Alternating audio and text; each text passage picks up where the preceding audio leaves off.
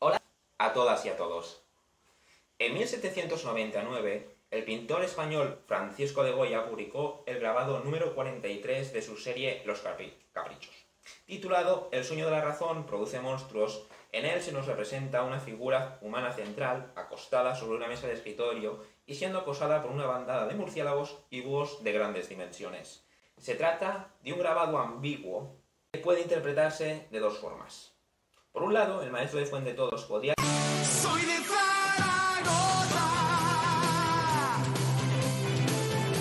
querer decirnos que solo con una razón despierta y ejercitando nuestro juicio crítico, aplicando nuestra propia razón al mundo, podremos vencer a los monstruos de la noche que quieren hacernos retroceder a etapas oscuras y olvidadas.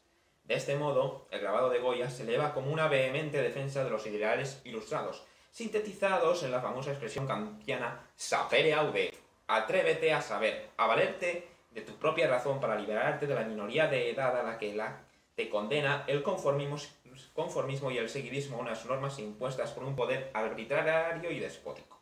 Sin embargo, esta no es la única interpretación del grabado del pintor. No, José, porque 19 años después de la publicación del grabado del genial pintor español, en 1818, Mary Shelley publicaría una de las historias más célebres de la literatura universal, Frankenstein o el moderno Prometeo. Considerada como una de las primeras historias de ciencia ficción de la historia de la literatura, la novela narra cómo un afligido doctor Frankenstein trata de encontrar una cura a la muerte con el fin de poder devolver a la vida a su madre. ¿Qué me dices? Lo que te estoy contando. Fruto de sus experimentos, el doctor acaba por dar vida a un monstruo que jamás recibirá nombre alguno, es verdad, o sea, no sabemos cómo se llama, ni el género, ni el sexo, nada, o sea, es todo, queda como todo en el aire. Y que víctima de su terrible aspecto, se verá obligado a vivir en soledad, a pesar de buscar continuamente la compañía de otras personas que lo rechazarán debido a su monstruosa fealdad, pobrecito. Después de innumerables y terroríficas peripecias, con muertes e intensos diálogos entre criatura y científico, ambos encontrarán la muerte en un enfrentamiento final épico que tendrá lugar en el Polo Norte. ¡Qué frío! Y tanto, a ti te gustaría. Más allá de la trama científica y de la indudable originalidad de la historia, la narración de Shelley desfila una profunda lección moral, una crítica a un pensamiento cientificista propio de su tiempo y heredero de la Ilustración que había perdido todo pudor moral y escrúpulo ético. Sí, y es que la historia pergeñada por Mary Shelley se constituye como una moraleja, un cuento para incitarnos a reflexionar sobre los límites que debe tener el progreso y la investigación científica. Pues para la autora de Frankenstein o el moderno Prometeo, imbuidos de las promesas de mejora que el avance científico promete, la humanidad corre el riesgo de encontrar su propia ruina, como le ocurrió de hecho al doctor Víctor Frankenstein, que fruto de haber sobrepasado los límites morales al tratar de convertirse en un dios, había encontrado su muerte a manos de la criatura que él mismo creó, precisamente con el objetivo de derrotar a la muerte y burlar así la propia condición inherente a todo ser humano, la mortalidad. He ahí una ironía. Pues sí. ¡Malditos! ¡Lo habéis fastidiado! ¡Malditos! ¡Idos al infierno! No es que Shelley, como autora de este relato de terror, esté en contra del progreso científico y técnico. Al contrario, más bien trata de advertirnos de algo que ya pudo haber dicho Goya 19 años antes en su gran y filosófico grabado, como ya hemos citado, El sueño de la razón produce monstruos. Es decir, que un progreso científico libre de toda construcción moral puede llevar a la catástrofe. Este sería, en conclusión de esta primera parte, el segundo significado del grabado de Goya, que se configuraría como una crítica a la Ilustración y su defensa acérrima de un progreso científico libre de toda limitación moral, algo que ya deslizaría Jean-Jacques Rousseau en 1750, en pleno auge del movimiento ilustrado y que aquí mi compañero ideal desarrolló en el anterior vídeo, que si no lo habéis visto podéis verlo después de ver este. Sí, en efecto, la obra se constituye como una crítica a la ciencia libre de todo tipo de control moral. Más que una celebración de los logros de la razón científico-técnica, Shelley nos muestra cómo ésta necesita de unos sólidos principios morales que rijan su proceder si no quiere acabar creando monstruos. Algo que en nuestra época cobra especial relevancia, pues nuevamente el progreso científico y los investigadores claman contra las limitaciones morales y éticas que, según ellos, entorpecen el progreso. Al mismo tiempo, la catástrofe medioambiental causada por las tecnologías dependientes de los combustibles fósiles y la energía nuclear amenazan con destruirnos. La profecía de Shelley, de Goya, de Rousseau se cumple pues a rajatabla. El progreso científico por sí mismo no va a llevar necesariamente al progreso moral de la humanidad, más bien puede acabar por destruirla. Un progreso técnico y científico ciego que olvide qué es lo verdaderamente importante acabará creando monstruos de Frankenstein. Y esto conviene siempre recordarlo ahora que la sociedad se pregunta por la utilidad de las llamadas ciencias humanas, como son la historia o la filosofía. Por favor, hago un llamamiento desde aquí, por favor, estudiar carreras de letras. Las ciencias están muy bien, ¿vale? Pero se necesita a gente de la generación Z en las carreras de letras. Especialmente en filosofía.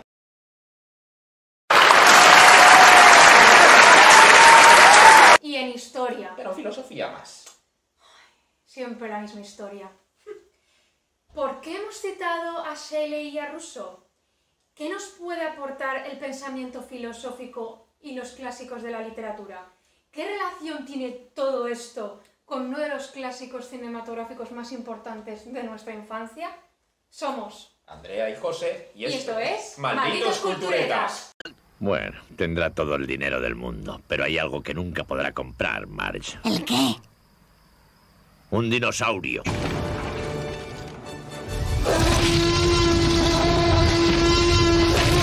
No he reparado en gastos. Tanto has dicho, el libro de Mary Shelley es de los más influyentes de la historia. Tanto es así que cuesta enumerar las tropomil adaptaciones cinematográficas teatrales e incluso literarias en forma de retellings, algunos tan interesantes como Frankenstein, de la escritora estadounidense Jeanette Winterson, que la novela ha inspirado, dejando muy claro su magnetismo y la temporalidad de sus pensamientos. En el caso del séptimo arte, como todos sabemos, uno de los principales medios de difusión y narración de las historias de ciencia ficción, se ha convertido a Frankenstein en un canon versátil para las películas de género. Desde las más terroríficas, como La novia de Frankenstein de 1935, a las más cómicas, como mi favorita, la del jovencito Frankenstein de 1974. Sin olvidarnos, por supuesto, de la original relectura que en 1993 un director nada conocido, ¿verdad? Sí, no. Llamado Steven Spielberg hizo del clásico. Hablamos, claro, de... ¿De cuál hablamos? De Jurassic Park. Y he olvidado mi camiseta. ¿Qué me estás container? Decir que Parque Jurásico, esa película con dinosaurios vueltos a la vida, tenga algo en común con Frankenstein o el moderno Prometeo, puede sonar como algo aventurado, pero si se piensa detenidamente y se va más allá de las contingencias y los elementos circunstanciales, tales como los dinosaurios o la trama de peli de aventuras estilo Indiana Jones... Ay, me encanta. A mí también. Esta comparación tiene mucho más sentido de lo que a primera vista podría parecer. En primer lugar, la película dirigida por Spielberg y guionizada por Michael Crichton y David Coeb, en base a la novela del primero, nos presenta un elemento que nos resulta muy familiar con la novela de Shelley, y es que en ambas historias lo que encontramos es que mediante la técnica científica más avanzada se ha logrado devolver a la vida algo que ya estaba muerto. En el relato de Mary Shelley, el doctor Frankenstein da vida a su criatura a partir de cadáveres procedentes de diversos cementerios. En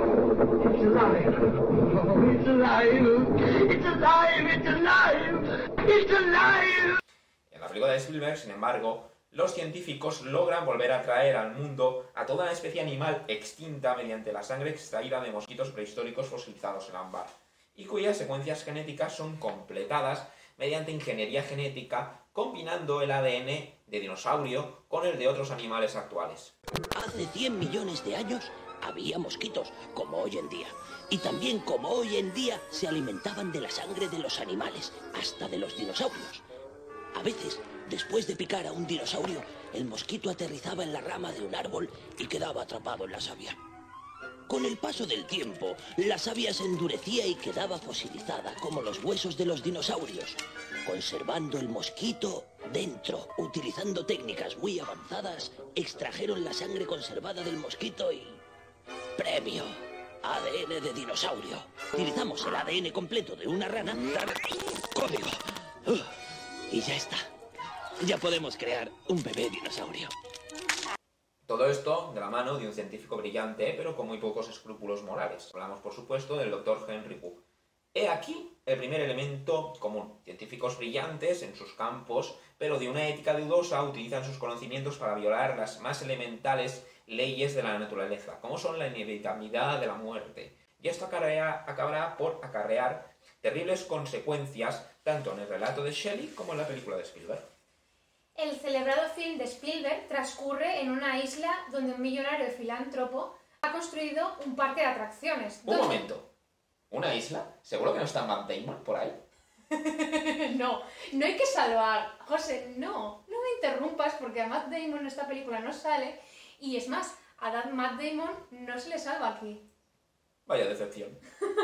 En fin, como iba diciendo, el mayor reclamo que tiene esta isla, en realidad este parque de atracciones, son los dinosaurios vivos, ¿vale? O sea, sí, como te lo cuento, que se extinguieron hace más de 75 millones de años. En este contexto, un grupo de expertos son contratados para evaluar la viabilidad del parque, tanto desde el punto de vista biológico, hay notables paleontólogos en este grupo de expertos, de hecho, en este grupo de expertos está una jovencísima Laura Dern, que a mí es que me estoy enamorada de ella, me encanta, como otros expertos que analizan el punto de vista legal y económico. Incluso hay un notable matemático que es contratado para que calcule las probabilidades de que algo en el parque salga mal, ¿vale? O sea, es como... Ya. Este último especialista, el Dr. Ian Malcolm, interpretado por un siempre genial Jeff Goldblum, es el que advierte de la mala idea que ha sido traer a los dinosaurios de vuelta al mundo, que tampoco es que hace falta ser muy inteligente para tener ese razonamiento. Una constante esta que se repetirá, como todo el mundo sabe, a lo largo de la saga cinematográfica. La falta de humildad ante la naturaleza que se demuestra aquí me deja atónito. No ve el peligro inherente a lo que ha creado aquí. El poder genético es la mayor fuerza del planeta, pero usted lo esgrime como el niño que ha encontrado el revólver de su padre. Le diré el problema que plantea el poder científico que están utilizando aquí. No les costó ninguna disciplina adquirirlo. Leyeron lo que hicieron otros y dieron el paso siguiente. No adquirieron ese conocimiento, así que no asumen ninguna responsabilidad por ello. Se alzaron sobre los hombros de genios para conseguir algo lo antes posible y sin saber siquiera lo que tenían, lo patentaron, lo envolvieron, lo metieron en una caja y ahora lo están vendiendo. ¿Quieren venderlo? Pues bien. Y en efecto, evidentemente, la idea no resulta ser muy feliz. De hecho, es absolutamente catastrófica. Durante la visita de estos especialistas al parque coincide que hay una terrible tormenta tropical que barre la isla de arriba abajo y destruye todas las medidas de seguridad que deberían mantener a salvo a los visitantes de las peligrosas criaturas, porque eso hay que decirlo, o sea, son dinosaurios, o sea, son criaturas ultra peligrosas, o sea, es que estamos un poquito locos, ¿vale? O sea, y criaturas además desextinguidas. De este modo, los animales escapan, como es normal, de sus recintos de contención y poco a poco van acabando con la vida de algunos de los personajes y dejando malheridos un montón más. O sea, allí la escabechina es tremenda. Y todo esto hace que al final el parque fracase de una forma estrepitosa aún antes de abrir. Y debemos suponer que esto supone un importante golpe a la cartera de su fundador, el millonario John Hammond. De este modo, los animales vueltos a la vida, el gran triunfo de la ciencia genética, acaban por truncar de algún modo la vida de su creador. Justo lo mismo que ocurre con el monstruo de Frankenstein, que durante todo el relato irá quitando la vida de todos aquellos allegados al doctor que le creó. ¡Es que son tontos! Tanto en Frankenstein o el moderno Prometeo como en Jurassic Park, el gran avance científico que representan las criaturas vueltas a la vida son la causa de la desgracia de sus creadores. Y tanto. A pesar de la importancia de estos dos elementos similares, lo que destaca, a nuestro entender, es la crítica a la soberbia de ciertos científicos que, imbuidos en el poder que les da las inmensas posibilidades de desarrollo científico y técnico moderno, se creen con el derecho a violar las más elementales leyes de la naturaleza y de los más fundamentales principios morales. Acuérdate, por ejemplo, de la oveja Dolly. Es un ejemplo muy recurrente en ese sentido. Esta es una idea que lleva sobrevolando la historia de la cultura desde tiempos inmemoriales. Fue precisamente la soberbia humana y su complacencia con la técnica la que llevó, en la tradición bíblica, al derrumbe de la Torre de Babel. Dios castigó en el relato bíblico la prepotencia del hombre con la confusión idiomática, que acarrearía a la postre su dispersión en diferentes pueblos. Evidentemente, al tener distintos idiomas, pues al final la gente acaba dispersándose. Los nacionalismos siempre dando por culo. Madre mía, qué subidito estás hoy, José. La Biblia no es el único punto donde vemos esta idea. En la tragedia griega, por ejemplo, un lugar de donde de algún modo arranca toda la tradición literaria occidental, el concepto de soberbia ocupa un lugar muy privilegiado. Espera, yo aquí tengo algo que decir. Cuenta. Oh, no. Bueno, Bajo el nombre de Ibris, los antiguos griegos calificaban aquellas conductas de las personas que se excedían de la justa racionalidad. La ibris siempre acarreaba un castigo por parte de los dioses, pues suponía un quebrantamiento letal de las leyes divinas. El exceso es perjudicial. Así, Edipo paga su prepotencia al creerse más astuto que los mismísimos dioses, perdiendo la vista y viendo consumada la maldición que pesaba sobre él y su familia en la tragedia de Sófocles, Edipo Rey. Del mismo modo, la prepotencia de Jerjes I, el gran rey persa, encuentra el castigo divino cuando pierde su ejército, su armada y su poder real en la obra de Esquilo, los persas. El concepto de ibris pesa sobre los grandes personajes de la literatura universal, de los cuales Víctor Frankenstein forma parte. Es su prepotencia, su arrogancia, en otras palabras, su soberbia intelectual, la que le lleva a resucitar a los muertos sin tener en cuenta que tal cosa supone una aberración moral, la que le hace conocer la ruina. Nuevamente, la soberbia del hombre, en su arrogancia intelectual, le lleva a conocer la ruina. Lo mismo ocurre con John Hammond y el Dr. Wu.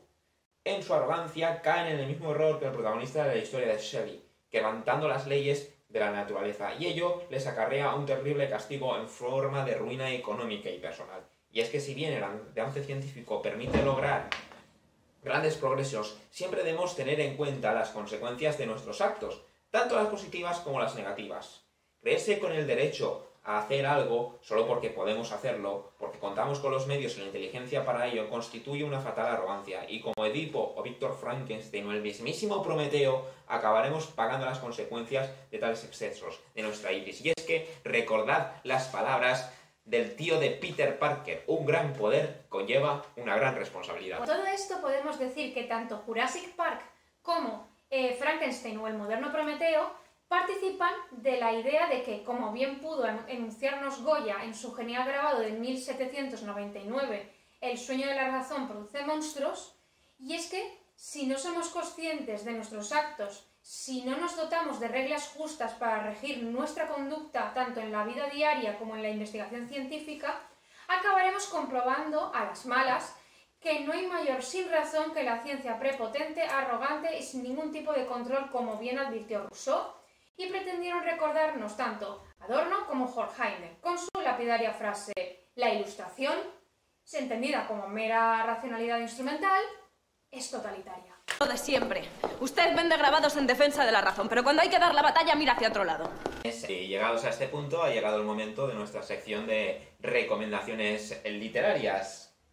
¿Qué nos has traído, Andrea?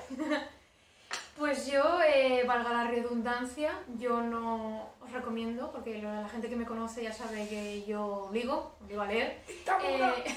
Yo os recomiendo, por supuesto, que leáis a Frankenstein, ¿vale? De Mary W. Shelley.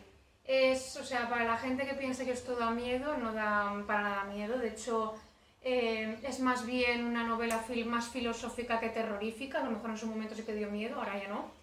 Y que es un continuo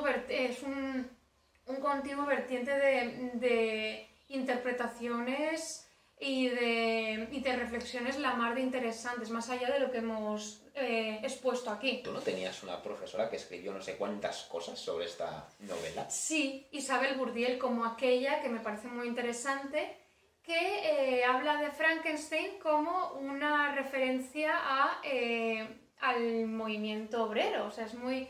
Esa interpretación, que es la que ella destaca, es muy interesante, así que me gusta, estaría guay que si podéis complementar la lectura tanto con la obra, el clásico, con el artículo que mi profesora y directora de TFM y TFG Cuántas cosas.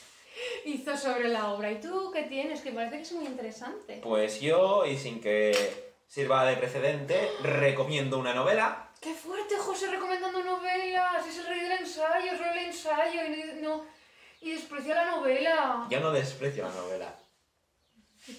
Desprecio las malas novelas. Efectivamente. ¿Vale? Bueno, pues yo voy a recomendar la novela en la que se basa la película, la novela de Michael Crichton, Jurassic Park. ¿Vale? Yo, bueno, ya no sé ni si se vende esta edición, porque yo la encontré por ahí cuando era chaval y como me encantaba la película, pues la leí, la verdad que Por ahí es en un contenedor, en el parque, que...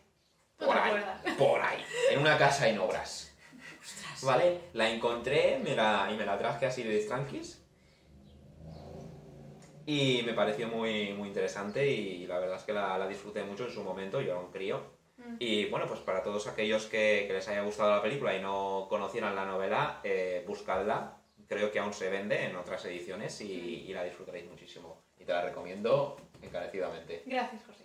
Y hasta aquí llega el vídeo de hoy. Esperamos mucho que os haya gustado y que os haya servido para aprender, además de para entreteneros. Ya sabéis que podéis dejarnos un like, escribirnos un comentario o seguirnos en redes sociales, que actualmente estamos en Instagram, que estamos poquito a poco, estamos empezando, pero todo se verá. También tenemos Twitter. También. Pero, a decir verdad, hay menos gente ahí en Twitter, pero bueno, está bien. Y está bien. bueno, pues eso es todo. Nos vemos en el próximo vídeo y ya sabéis, a culturizarse se ha dicho.